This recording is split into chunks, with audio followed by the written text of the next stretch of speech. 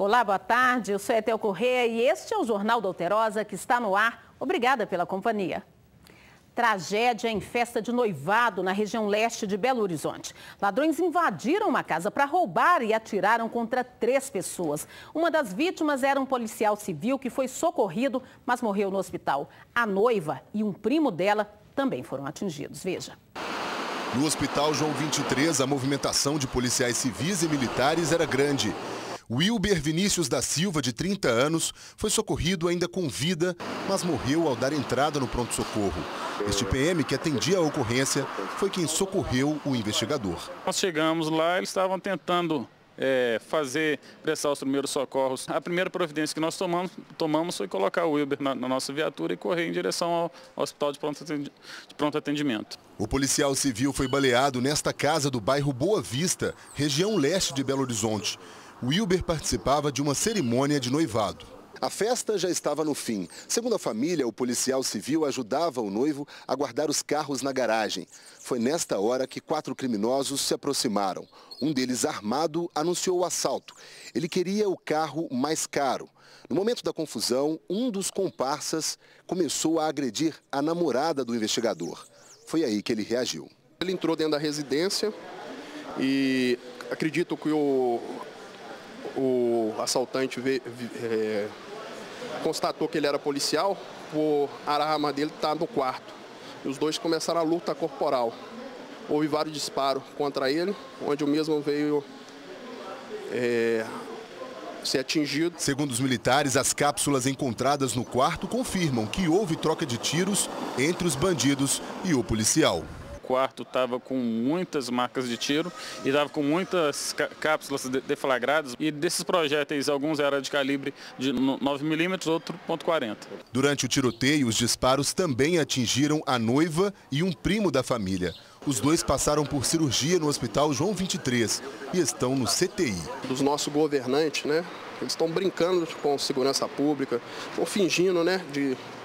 Então, enquanto não houver aí um rigor na lei, preocupar, né, destinar recursos para a segurança pública e fazer a coisa funcionar, vai ficar essa mazela que está o nosso sistema de segurança. Olha, gente, o desabafo desse homem resume o sentimento de todo mundo diante da impunidade da violência galopante que atinge o país. Um absurdo. O ladrão queria o carro mais caro, agride a mulher e atira contra 3 pessoas. E depois de fazer todo esse estrago, os 4 bandidos fogem sem levar nada. Agora devem estar com certeza em algum canto, rindo da situação. Afinal, matar um policial é troféu para muito criminoso, sabe? O bando ainda não foi localizado, mas há informações de que a polícia já sabe quem são os autores do crime e procura por eles. Os 2 feridos continuam internados. O enterro do policial será às 5 da tarde no cemitério Terra Santa, em Sabará. 2 primos adolescentes de 16 e 17 anos foram executados no bairro Jardim das Alterosas, em Betim. Uma briga que começou num baile funk e se arrastou em redes sociais pode ter sido o estopim do duplo homicídio. Os primos Gustavo Henrique de Souza, de 17 anos, e Gabriel Gonçalves da Silva, de 16, estavam sentados no passeio conversando com outras pessoas quando foram executados. Este homem escutou o barulho dos tiros e saiu na rua para ver o que havia acontecido. Aproximadamente uns 4, 5 tiros daí. Aí quando eu chego aqui, os meninos já estavam caídos aí. Tá morto porque os tiros foi certeiro, né? Nério disse que conhecia os adolescentes desde criança e ficou surpreso com a notícia. O crime foi na porta da casa dele. Eles ficam aqui no máximo até às 10h30. Fiquei aqui de 8 às 10h30 conversando com as meninas, tudo. Então, assim, até eu tô chocado, até arrepiado, que eu não sabia. Testemunhas contaram que os adolescentes participaram de um baile funk aqui mesmo em Betim há cerca de um mês. Durante o evento, eles tiveram desavenças com outros rapazes. Depois disso, começaram a trocar ofensas pelo Facebook e os primos foram ameaçados de morte.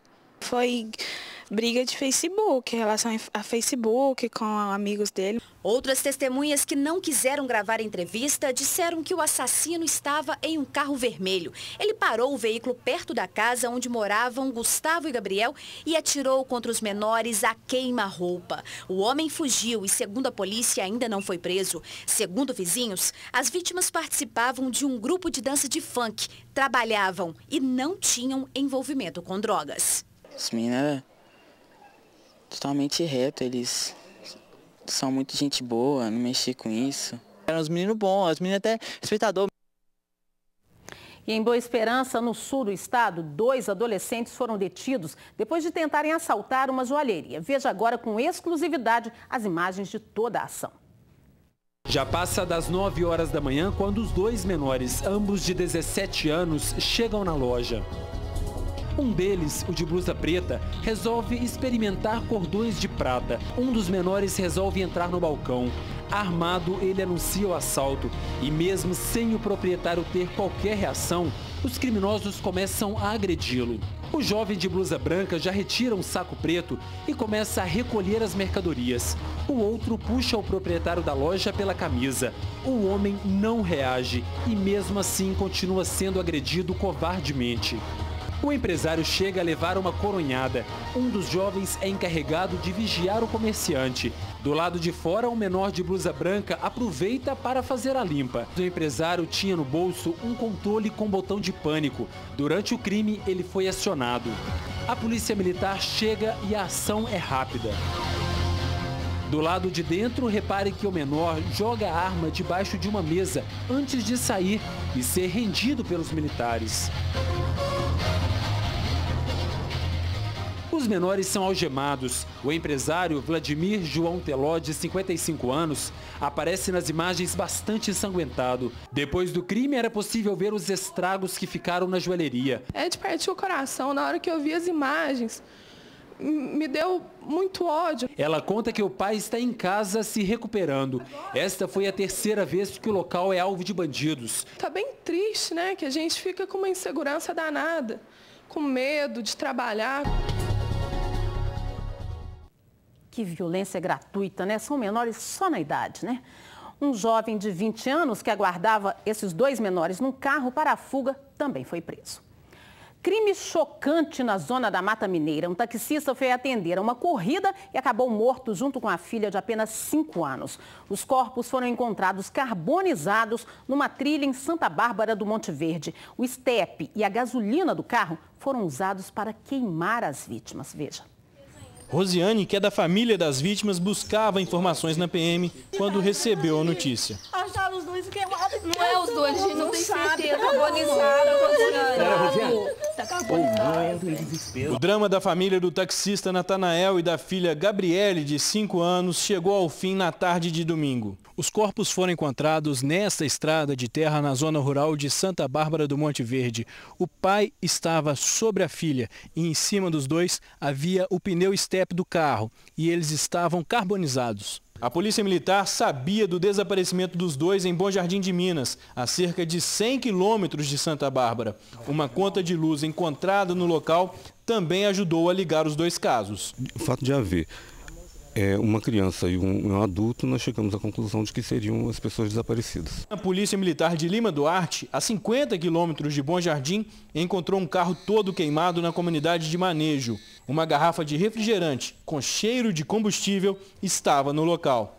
Apesar de toda a destruição, de não dar nem para ver qual era a cor do veículo, dá para ver aqui na placa no chão uma cor vermelha, que indica que seja um carro de aluguel, possivelmente um táxi. A polícia confirmou que o veículo era de Natanael. A última informação que a família teve dos 2 foi no sábado à noite. Ligaram para ele do hospital como se fosse uma corrida, viram saindo para o lado do Pacal, uma cidade próxima, um arraial próximo. E o carro apareceu queimado aqui no Manejo. A polícia ainda não tem suspeitos do crime. A polícia vai trabalhar para poder conseguir alcançar êxito também nesse homicídio. Parentes e amigos das 6 vítimas de um atropelamento em Belo Oriente, no Vale do Rio Doce, fecharam a rodovia em protesto nesse domingo. Eles pedem justiça para o motorista que fugiu sem prestar socorro e continua foragido. Os corpos foram enterrados nesse domingo. A A cidade parou para ver o cortejo. As pessoas seguiram a pé até o cemitério. As 6 vítimas foram enterradas na mesma cova. Maria Gomes era tia de Ronaldo Ferreira. Ele era cunhado de Irani Simões, mãe de Ana Letícia. As outras 2 vítimas, Maria Piedade e Eni Aparecida, também eram mãe e filha. Após o sepultamento, familiares e amigos das vítimas se reuniram no local do acidente e fecharam a estrada em um manifesto pedindo justiça e mais segurança na rodovia. O pessoal passando aí a 180 km por hora aí, com a velocidade de 40 aí, não está aguentando isso mais não. Mas fechar a rodovia do jeito que estão fazendo, vocês vão estar indo contra uma ordem judicial. Agora eu acho que a polícia vem falar que eles vão prender. Prender, tem que prender o cara que matou, ué. Cadê ele? O atropelamento foi na última sexta-feira. As vítimas estavam sentadas às margens da MG 758, quando foram atingidas pelo Ford Fusion, dirigido por Nilton Paiva da Silva, de 55 anos. O choque foi tão violento que este banco de concreto foi projetado a 20 metros e quebrou a parede desta casa. O motorista fugiu do local. Dentro do carro, a polícia encontrou o documento de habilitação e 20 balas de calibre 38. Seu José Ferreira conseguiu escapar, mas perdeu esposa, filha e o irmão. A única coisa que eu lembro é o carro vindo em alta velocidade, entendeu? E eu só cheguei a girar para trás e cair para trás. E o carro passou, pegando todas as pessoas que estavam sentadas, não tiveram tempo de sair fora, né? Tainara também sobreviveu ao atropelamento. A mãe e a avó dela morreram. Só lembro que eu caí no chão. Pronto. Você estava consciente? Estava, foi a única que fiquei consciente, que consegui levantar. O pai de Tainara falou sobre a dor de perder os familiares e amigos de uma maneira tão violenta. Se depender daqui do meu manifesto, pedir que para ter justiça, que as autoridades que correm atrás do motorista e fazem pagar o que fez, porque ele deixou muita gente desamparada agora. O condutor do veículo é conhecido na Vila Gomes. Nilton Paiva foi secretário de obras de Belo Oriente até agosto do ano passado. Que tenha justiça também, né? Que hoje no Brasil não está existindo justiça. É de se indignar, né, gente? Acidente feio também nessa manhã na Savassi, em Belo Horizonte. Um carro bateu numa moto e capotou. A moto foi parar debaixo do carro. Destroços dos 2 veículos ficaram espalhados pela calçada. Quem passou pelo local se assustou com o resultado da batida. O acidente no cruzamento da rua Cláudio Manuel com a Rio Grande do Norte pode ter sido causado pela pressa dos 2 condutores. No que Populares disse é isso. O bonequinho piscou, ele passou, ela veio no laranja e ocasionou o acidente. A motorista Maraísa Xavier Ferreira, de 30 anos, foi resgatada por populares. Ela teve apenas ferimentos leves. Já o motociclista foi socorrido pelo Corpo de Bombeiros. Alisson José da Rocha, de 30 anos, estava com várias escoriações e suspeita de fraturas. Ele foi levado para o Hospital João 23. Segundo moradores da região, acidentes como batidas e atropelamentos acontecem com frequência no cruzamento da Savassi. Nessa parte da Cláudio Manuel não tem sinal para o pedestre. Então sempre tem um atropelamento, sempre tem alguém que avança o sinal Rio Grande do Norte ou Cláudio Manuel. A gente só escuta aquele barulhão e já vai na janela ou já desce para ver. E ninguém respeita, né? Vocês viram aí o que disse o policial. O motociclista acelerou quando o bonequinho do sinal de pedestre começou a piscar. A gente cansa de ver isso todos os dias. Quando o sinal de pedestre começa a piscar, o outro ainda está indo do verde para o amarelo. Nesse momento, gente, ainda não é hora certa de arrancar, não. Fique então alerta para os apressadinhos que devem esperar o sinal para os veículos ficar verde antes de arrancar no cruzamento. Com um calorão desse, imagine só ficar sem água em casa. Pois é, esse foi o motivo do protesto de moradores de Esmeraldas na região metropolitana. Eles fecharam a rodovia MG 432 na saída do município para Contagem e também para Belo Horizonte. Moradores dizem que as torneiras estão secas há quase um mês. Veja. Uma fila de carros se formou hoje de manhã na MG 432 em Esmeraldas. Teve gente que viu o dia amanhecer Deu de 5h15 que eu tô aqui. Nós estamos indo trabalhar ainda, ferramenta tudo aqui dentro do carro aqui. Cerca de 30 pessoas fecharam com pneus e madeira os dois sentidos da rodovia. Só as ambulâncias passavam. A gente tem vias de acesso marginais que estão sendo utilizadas. As pessoas querem chegar ao centro, pelo menos uns 6 quilômetros de congestionamento até o momento. Os moradores do bairro Dumaville estão revoltados com a falta de água. Queremos água! Desde o dia 22 de dezembro, no bairro Dumaville e adjacência, que são 7 bairros que compõem o bairro Dumaville, que não tem água. É um absurdo. Fizemos reunião com a Copasa, prometeram água, rodízio de pelo menos 6 horas e nada está sendo feito. Às vezes o abastecimento chega na terça-feira, na quinta-feira, igual eu informei, ele é cortado todo de novo. Das outras vezes, eles informaram que teria caminhão d'água abastecendo, nunca chegou caminhão. Além disso, eles reclamam do valor alto da passagem dos ônibus da cidade. Eu estou de aviso por causa também da passagem, isso é um dos meus motivos. No meio da manhã, os manifestantes começaram a liberar o trânsito de forma alternada. A Copasa informou que está mandando caminhões-pipa para os moradores do bairro Dumaville e que também está perfurando mais um poço artesiano para aumentar a disponibilidade de água. A companhia também disse que vai substituir a bomba do poço, que já existe, para aumentar a vazão. Este serviço deve ficar pronto até a noite de hoje.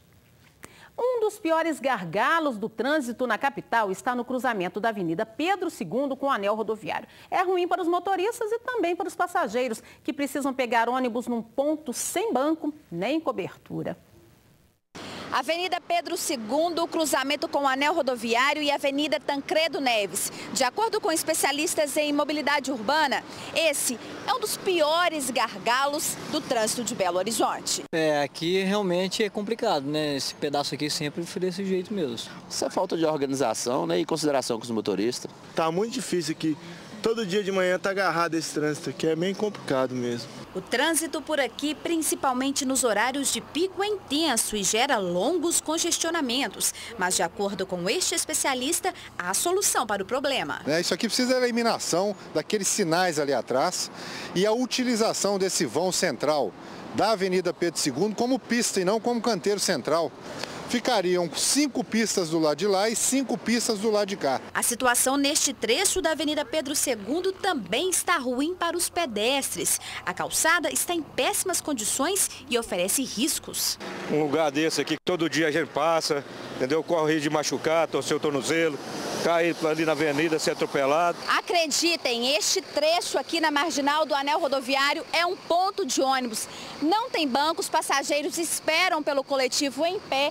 Não tem cobertura, o que salva aqui é esta árvore, para dar uma sombrinha em dias de calor. Não tem outro jeito, porque o próximo ponto é lá em cima, então a gente é obrigado a pegar aqui. Se chover também, a gente tiver sombrinha, a gente vai ficar onde? E é perigoso também, né? Aqui eu sempre paro aqui, diz que aqui é ponto de ônibus, só que não tem placa não. E a parada dos coletivos para embarcar e desembarcar os passageiros complica ainda mais a circulação dos veículos. É muito ruim mesmo. Eles tinham que dar um jeito aqui, ou mudar esse ponto para lá, ou para trás, porque aqui na esquina, você vê. Ruim para todo mundo. Ruim para todo mundo. A BH Trans informou que o DR, por delegação do DENIT, está elaborando um projeto de revitalização e ampliação do anel rodoviário, incluindo as marginais e a articulação com as avenidas cortadas por ele. Sobre a obra para dividir o canteiro central sob o viaduto, a BH Trans ainda apura o que pode ser feito. E a repórter Samara Costa, que está ficando especialista em trânsito, foi ver hoje o início das obras para as mudanças do trânsito no centro da capital. As intervenções vão durar até o meio do ano e vão alterar bastante a circulação. Fique de olho. Retroescavadeira, caminhões, operários e congestionamento no primeiro dia de obras do chamado Mob Centro, que vai alterar a circulação do trânsito em vários pontos da região central. As mudanças mal começaram e o motorista já tem motivo para reclamar. O trânsito aqui eu acho que não está sendo muito bem planejado, né? Está dificultando demais a vida da gente. Fiquei preso dentro do estacionamento porque não tinha saída pela garagem. O centro da cidade normal já está um problema poder andar. Agora com essas obras piorou, né? A primeira das 3 fases das alterações começou com a troca de todo o encanamento da rede de esgoto da Rua dos Tupis, entre Afonso Pena e Espírito Santo, que continua em mão única, mas no sentido contrário contrário do atual. Toda mudança no início, todo mundo repudia muito, mas não sabe se vai melhorar. Só com o tempo que a gente vê se melhorou ou se não. Os funcionários da Copasa informaram que a previsão de obras na Rua dos Tupis é de pelo menos 10 dias. Depois serão feitas outras adequações para receber o trânsito da nova circulação. Para os motoristas, as obras do Mobi Centro não deveriam acontecer durante o dia. O trânsito é muito agarrado durante o dia.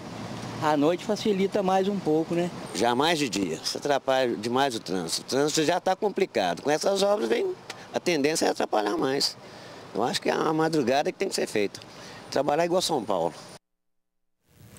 A execução de um brasileiro condenado por tráfico de drogas na Indonésia, país formado por milhares de ilhas entre a Ásia e a Oceania, levantou a polêmica sobre a pena de morte. O Jornal da Alterosa foi às ruas saber a opinião das pessoas e ouviu também o presidente do primeiro tribunal do júri da comarca de Belo Horizonte. E você, é a favor ou contra? Executado a tiros de fuzil. Esta foi a condenação do brasileiro Marco Asher Cardoso Moreira. Em 2004, ele foi flagrado tentando entrar com 13 quilos de cocaína na Indonésia, que tem tolerância zero para o tráfico de drogas. E por aqui, será que as pessoas são contra ou a favor da pena de morte? Eu sou a favor. Por quê? Porque assim, né, as coisas param de acontecer. Sou contra. A pena de morte ela não seria um método eficaz. Eu seria a favor. Acho que diminuiria bastante o índice de criminalidade. De repente, para alguns casos, aqui no Brasil deveria ter sim. Quais tipos de crime, por exemplo? O estupro, né? Aqui no país, a Constituição proíbe a pena de morte. Por isso, o governo federal tentou evitar a execução do brasileiro. Mas o pedido de clemência feito pela própria presidente da República foi negado pela Indonésia. Mas o que será que um especialista que aplica as leis pensa sobre o assunto? Qual será a opinião de quem tem o poder de bater o martelo e decidir o futuro de um réu no julgamento? Eu sou a favor da vida e contra a morte, em todos os sentidos. E acho que o Estado não deve assumir as consequências de condenar qualquer pessoa, por pior que ela seja, à pena de morte. Sou a favor da pena de prisão perpétua. Para o magistrado, a prisão perpétua evitaria a morte de pessoas julgadas e condenadas sem provas suficientes. Erros como os que já aconteceram aqui mesmo em Minas. Paulo Silva passou 6 anos na cadeia sem ter cometido nenhum crime. Ele foi confundido com o maníaco do Anchieta, que atacou e estuprou várias mulheres na zona sul da capital. Em Governador Valadares, um homem ficou 3 meses atrás das grades e chegou a ser transferido para o Rio de Janeiro. Bandidos cariocas usaram os documentos dele para aplicar golpes. Eu acho que nós temos leis em número suficiente para coibir a criminalidade, mas nós precisamos dar instrumentos à polícia civil, à polícia militar, ao próprio judiciário, para tornar efetiva a aplicação dessas leis. O que todos concordam mesmo é com o fim da impunidade. Se começar com a tolerância zero, aos pequenos delitos, os grandes delitos podem ser amenizados. E os ensaios de blocos carnavalescos estão agitando mesmo Belo Horizonte. Nesse domingo, uma multidão lotou a Praça Floriano Peixoto, onde o ritmo era um só. Veja. O batuque é inconfundível. É o carnaval tomando forma a cada ensaio de blocos em Belo Horizonte. O palco da vez foi a Praça Floriano Peixoto e o lugar ficou cheio. Gente de todo canto veio já sentir como será o swing do bloco Juventude Bronzeada nos dias de folia. O bloco nasceu no ano passado. Tem na banda 150 instrumentalistas. Mas quem quiser chegar, ainda dá tempo. Tem que gostar do ritmo baiano, aquele dos anos 90. A cada ano tem dobrado o número de pessoas, uma galera... Enfim, uma galera muito massa que tem, né, comparecido, querendo curtir e tal. E a tendência é que ele cresça assim. A gente fica receoso, mas eu acho que a ideia é que as pessoas venham, entendam a vibe, chegando com educação, a fim de curtir. Enquanto alguns se esbaldam na dança, outros se sentam na grama. Cadê o ânimo, minha gente? Ah, mas isso aqui tem uma explicação. Tá calor demais, tem que repor as energias, tem que beber uma cervejinha, mas tudo moderado. E por falar em energia, a Aparecida de Maceió veio para Minas e vai ficar até o carnaval. Quer ensinar os mineiros o que é o samba no pé. É, porque é fácil, ó.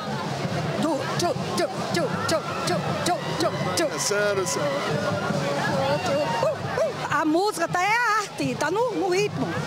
É o ritmo, então. Pode parar.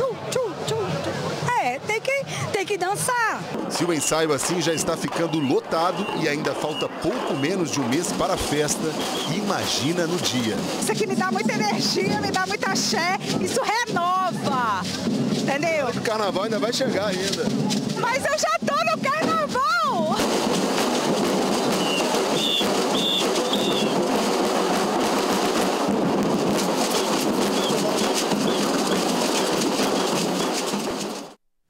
É isso aí, a edição de hoje termina aqui. Outras notícias nos nossos jornais à noite. Boa tarde para você e até amanhã.